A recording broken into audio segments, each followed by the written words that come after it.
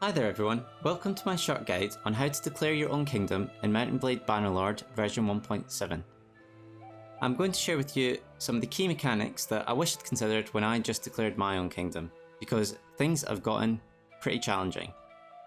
So firstly, before I dive into those mechanics, for which I'll leave some timestamps down in the description, I'd just quickly like to show you how to actually declare your own kingdom. So what you want to do is go to the Kingdoms tab, check this button up here. If you're part of a kingdom, it will give you the option to leave the kingdom.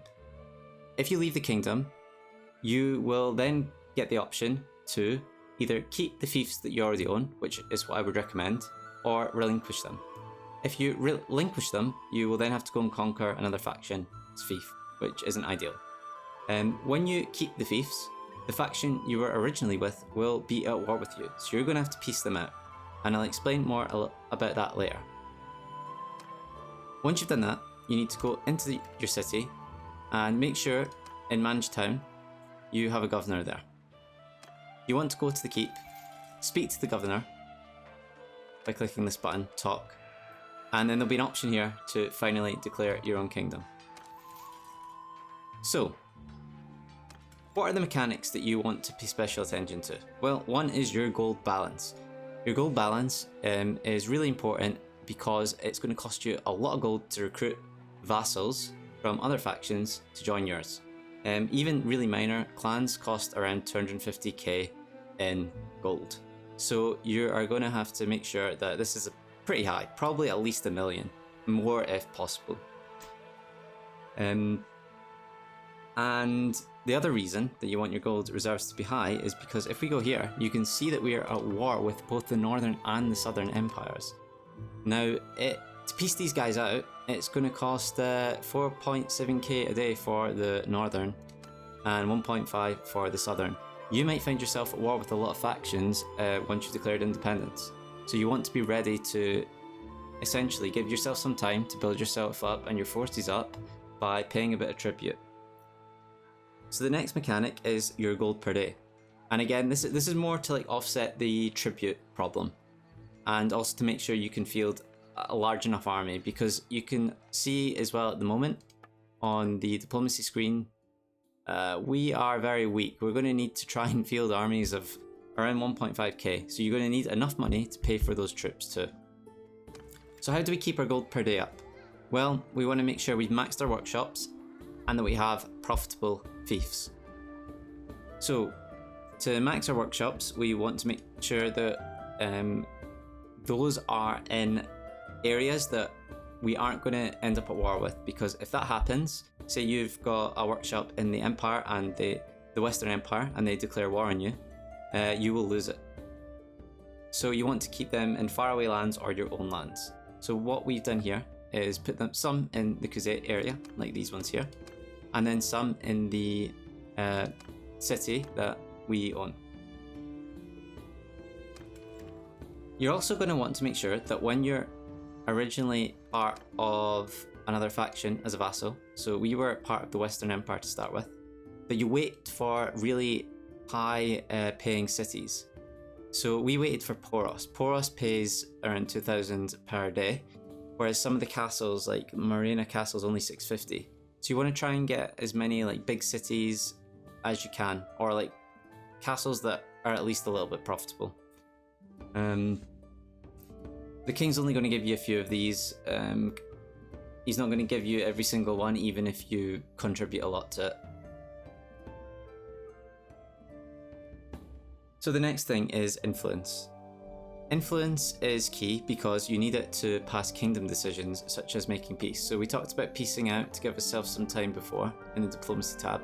If you've got a lot of vassals, they can actually oppose you, and it can make declaring peace very difficult. So you need at least 50 to actually just propose this, but then if they're voting against you, your vassals, you're going to have to pay even more influence to override their decision if they don't agree with you. So how can you max this? Well, you can go to your policies and enact policies such as Sacred Majesty that give you extra per day. Being a king gives you more per day.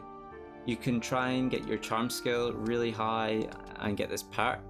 Once you get this perk here with 275 level skill, any points over 250 give you an extra influence per day, which is really, really strong.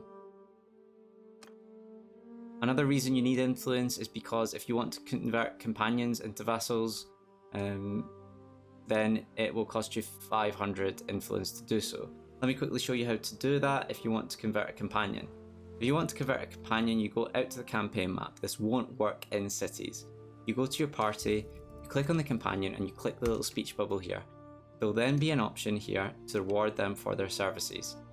You click into that, and you pay them 20,000 gold and 500 influence. But the problem with doing that is they're going to start out at a low clan tier. So I would only do this if there aren't any other enemy vassals that you can recruit, or you are very short on gold. How do you find the unlanded vassals then that you need to recruit? Well, you press N to go to the encyclopedia. You go into the cultures of the nearby empires, so you don't have to travel all the way across the map to find these guys. So if we go into the empire, we'll see that, oh, not heroes actually, we go into clans. We go into the each of the names, and we look for ones such as the Leonepardes, which don't have any settlements. These guys will be the guys that you can recruit. So that's why I bookmarked this guy.